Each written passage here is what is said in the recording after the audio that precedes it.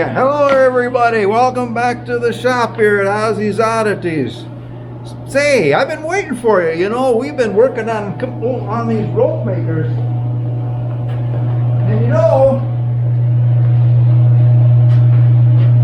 last time we were working on the rope makers, we were showing you phase one where we were cutting the rough stock to length and running it through the jointer and the saw and cutting everything to size. And well, today we're going to continue on, and I'm going to show you. I've been busy. I've been working on this stuff. I've been cutting steel, been trying to put, this is how it's gonna, this is the frame of a rope maker. It consists of these two pieces that we cut out last time, and they get bolted together with these irons, so they're good and solid. And there's still a lot more steps to go. See, here's the rope maker we're attempting to make. Here's the frame with the, and here's the cranks. And that's what makes your rope. What we're going to do is cut these pieces that hold the frame together. We're going to cut them to length. We're going to grind them round on the edge. We're going to drill the holes. And that's probably the hardest part, is getting these holes to line up, because if they're not perfect, you got to tweak them a little bit with a file. So you got to be careful there how you lay them out. But I got a template. I'll show you that a little later. But that's what we're going to do today. So let's cut a couple of these steel and see what we can come up with. First thing we're going to do is put on safety glasses. Most important thing, I guess, protect your eyes. I learned my lesson about the safety glasses. Always wear safety glasses. Now I'm blind in one eye and can't see out of the other. Here's the kind of steel we use. It's just soft steel, 3/4 inch by 1/8. And I bought these in 8-foot lengths. And the length of it is 7.5 inches. So you got to have 4 of them for each rope maker. And I mark them off. I took a square and I set it for 7.5 inches. So what I have to do, I put my rod right here in the vise. My vise, which I made out of an old tractor axle, works pretty good. Then I take my soapstone marker. I come over here with my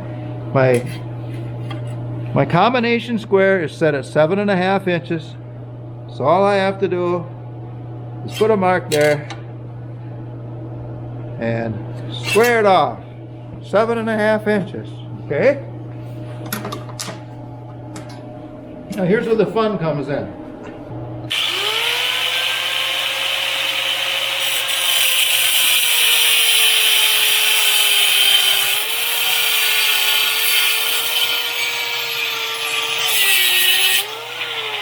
And here we have, we got one. Cut a couple more, we'll get them all cut.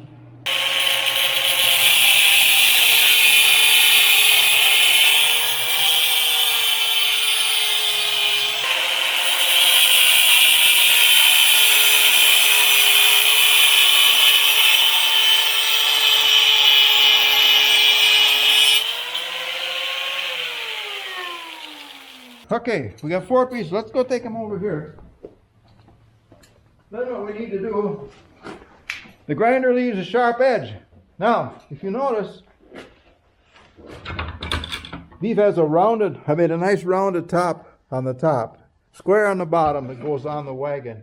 But we're going to show you how to do that quick. We just take it to the grinder, and we're going to eyeball it. A nice round curve on top. No science involved in this.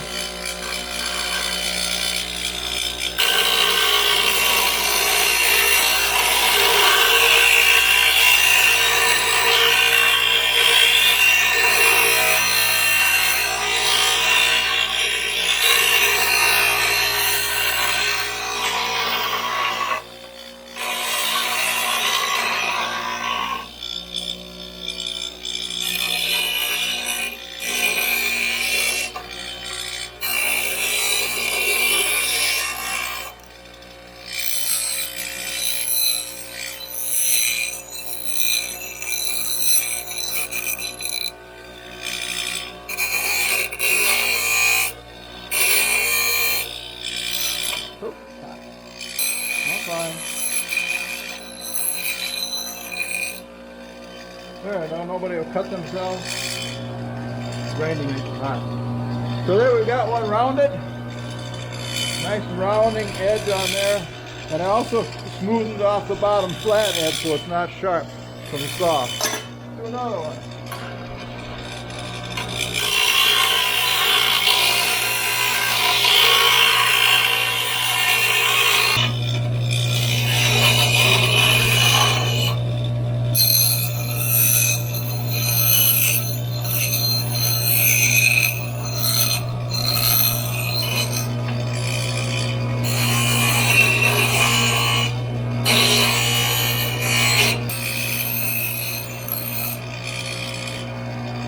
Do one more. Now you're wondering why I go from one wheel to the other. One is a coarse grind, that's where I take the most to get the round in. This one is a smoothing, real fine stone, and that makes it nice and smooth.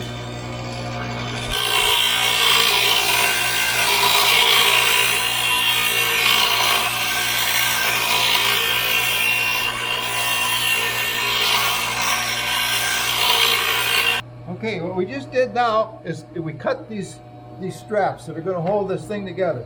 We cut these straps right here.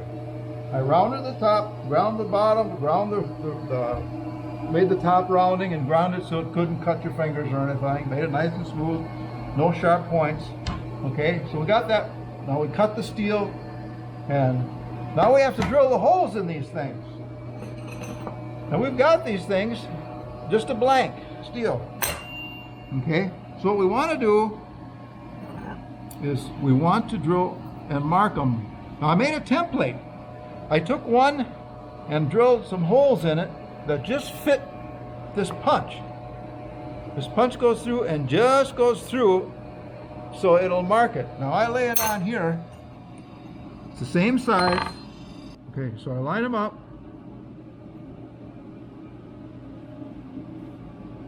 Fairly close. And I clamp them together. Take a vice grip, clamp them together. There they can't move. Now they're locked in, flush, okay? So now all I have to do is take my punch, set it right in that hole, and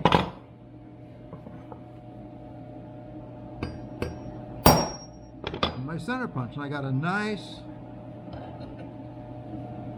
mark there for that hole. And one for that hole. Okay. Now that's one right there. Now, because this doesn't go through too far, it just makes a light punch mark. I come back and I make them a little deeper. That makes my drill, Creates a pilot. yeah, it follows that punch mark. It's nice and deep. Let's mark another one.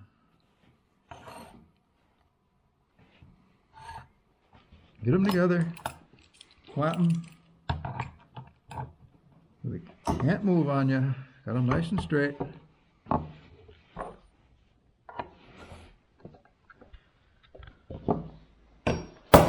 Right in the center there. Right in the center there. Okay. Let's make that a little deeper so the drill can follow it better. All right. That's exactly where we want our holes now. We got the punch marks. Now we can take them to the drill press. Yeah, that one's drilled. And now we can drill holes in these. I lay my piece in the vise. I set it so I can drill both holes at one time. Not one time, but without moving it. Okay, so we'll lock it in the vise. Good and tight. Put my safety glasses on. Don't forget the eyeballs. When you're drilling this is a 1/4 inch hole, because they're 1/4 inch bolts. So now when we drill this, what we need to do is get some lubrication down here. So let's get it started and lined up, and we'll put some oil on it, cutting oil. There, we're right on the money.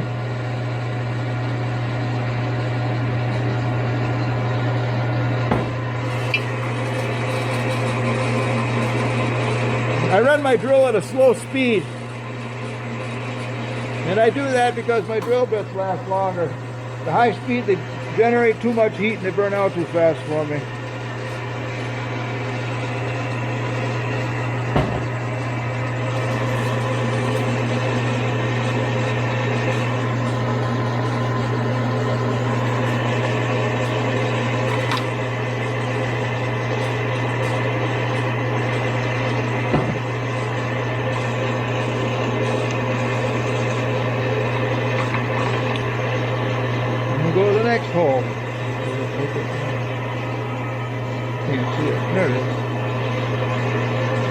Right there.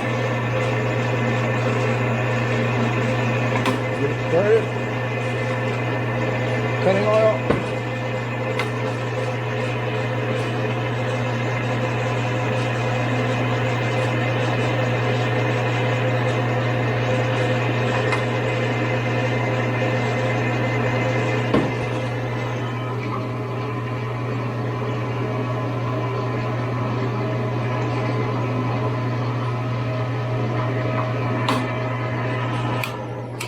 All right.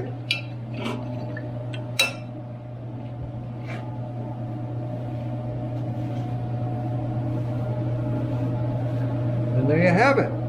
You've got one. Drill another one.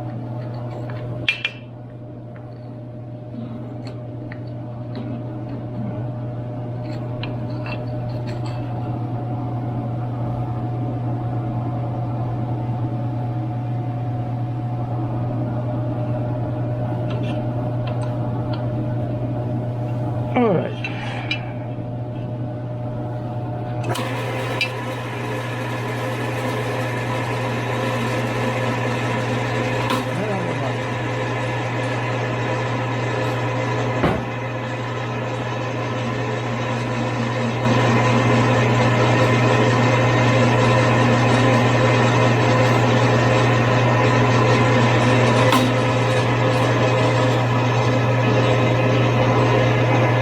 I sure appreciate a drill press. Back in the blacksmith shop over there, there's no electricity and everything's done by hand.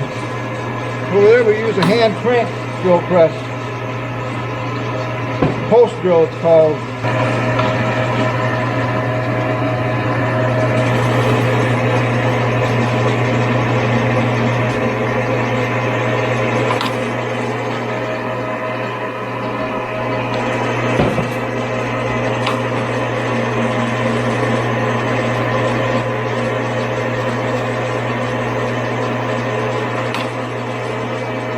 Another advantage of running this drill press slow is it's not throwing that stuff all over.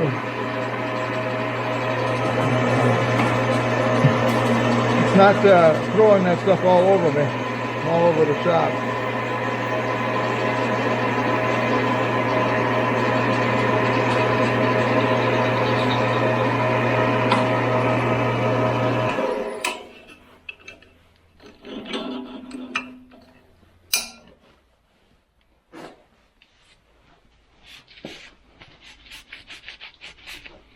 There's another one done.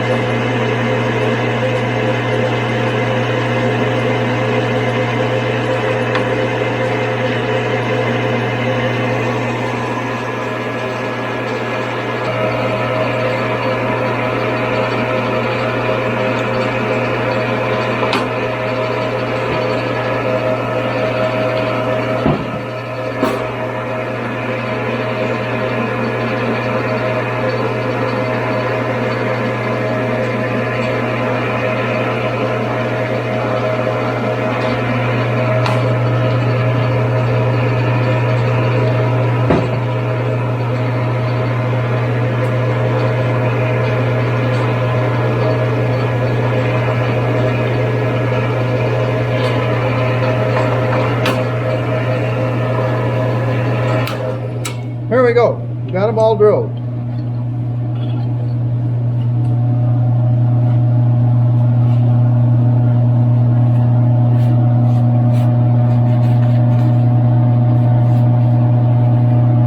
What I'm doing now, when I drill these, sometimes they get a little off. The drill moves a little bit, but here I want to make sure that they're a good fit, because they got to go through that wood and through these, and they got to line up. If they don't line up, we're in trouble.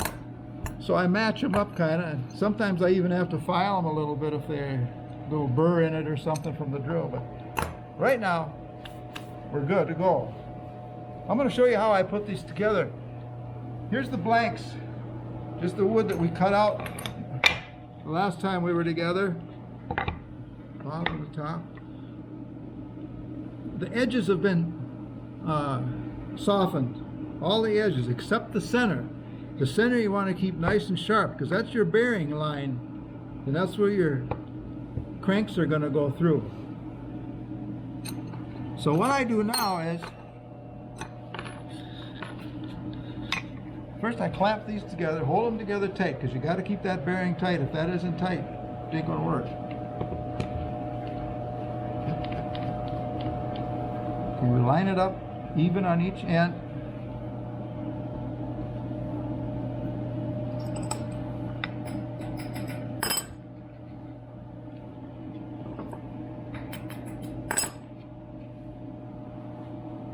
Clamp it tight.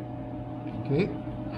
Then we lay this on here. Now I want 3 inches sticking out the bottom. So what I did is, with my pencil, I cut a block 3 inches long, just a piece of scrap wood, and that tells me when I got a hangover down here, 3 inches.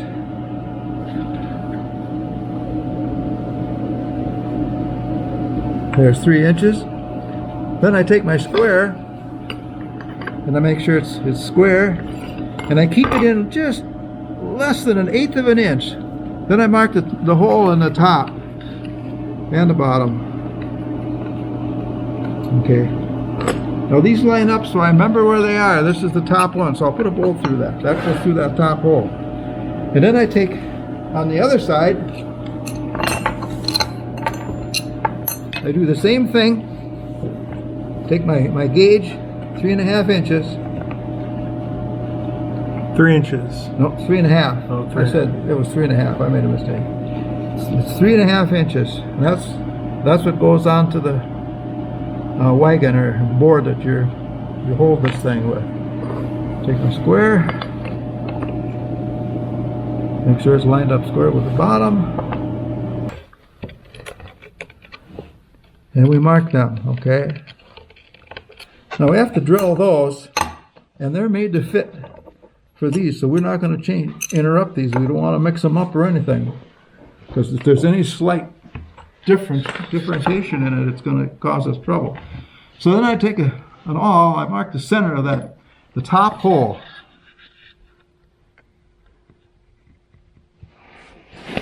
You notice in this wood there's a few wormholes? That's what you get when you get rough cut. Doesn't hurt anything. I make a mark there. And over here. And then we go back to the drill press. Now we're going to drill those holes. And then we'll show you a trick to that. Okay, what we're doing now is setting the drill press up to drill these holes in the wood. The first thing we're going to do is drill these 2 holes in the top that I put a punch mark on.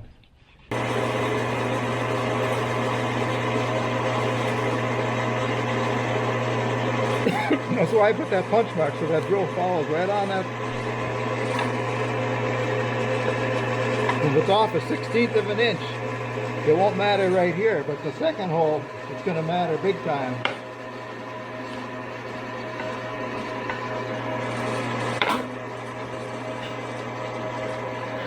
And I do the same with the other hole I punched here. With a punch mark on. Right there. I like working with this oak because this oak, to me, it handles just like steel. Hard as rock. Now here's what we did. See, now we have a little chip out down there, and that'll affect the way it lays on the drill press table. So I take my reamer, bevel tool, and I just take that off. Now it's going to lay flat on the bench when we drill the next 2 holes. But now there's a trick to drilling these next 2 holes. We know that this first hole is drilled, okay, for this one. But now to get this one, we're going to drill right through the center of that steel to make sure it lines up. And it will. Let's try it.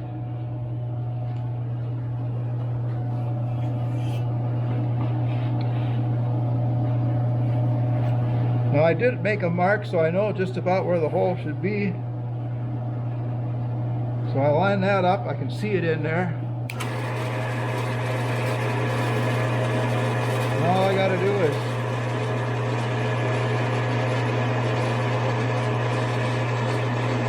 run it right through that steel and that's gonna line up. Now we know it's gonna line up.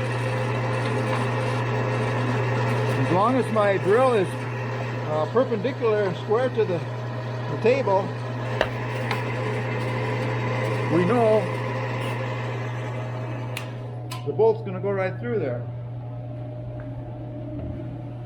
Again, I like to clear these off a little bit.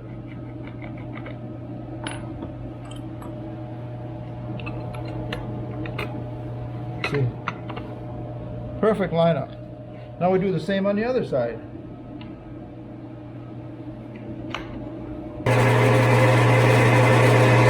Got it lined up with the hole. Right there she is.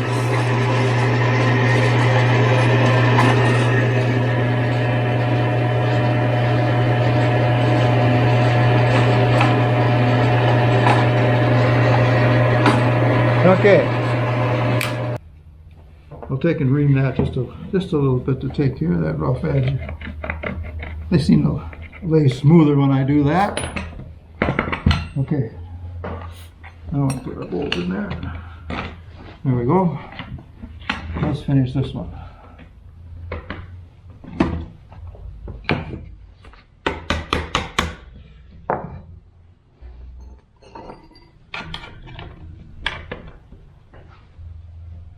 And it fits. That'll help hold it together while we're... I can't get a burn that one.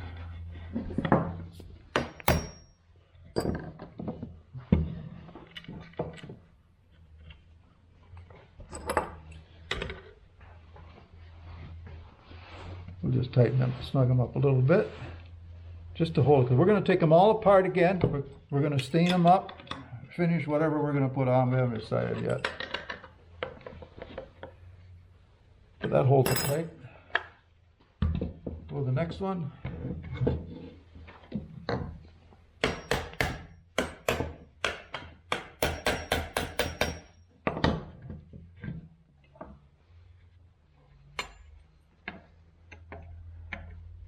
Maybe. Yep.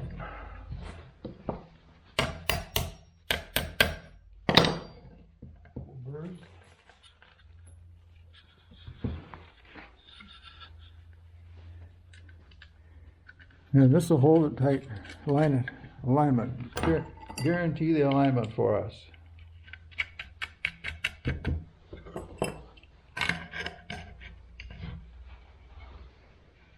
I don't have to tighten these up hardly at all, just snug, because they're going to come up.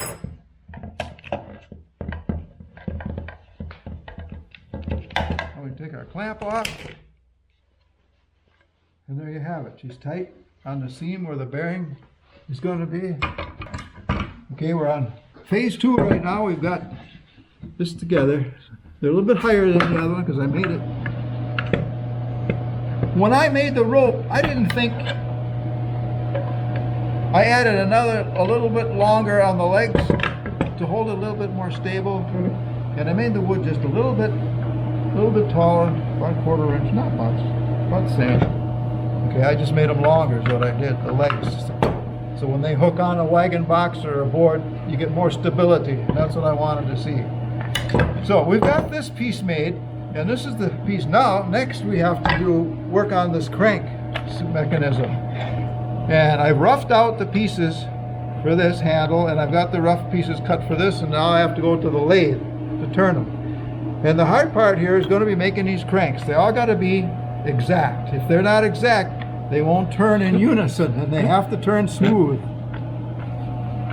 And we have to be careful with the length of this so it doesn't hit anything on the edge over here. And we've been pretty good so far. So I've got them roughed out. I'm going to go to town. I have to get the cap screws. I have to thread after I get these turned.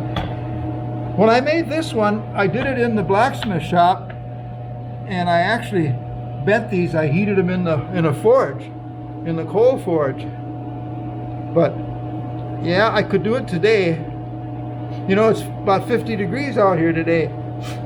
It's last week it was about 20 below with a 40-mile-an-hour wind chill. I wasn't going to be out here doing nothing. But now we're 50 degrees in southeast Minnesota. I'm telling you what, it's like springtime out here, so you can do some of this stuff. So I might just, if it stays warm, I might just get the forge out. Otherwise, I think I'm going to have to use a blowtorch and heat them up and bend them. But to bend these, we're going to have to make a jig.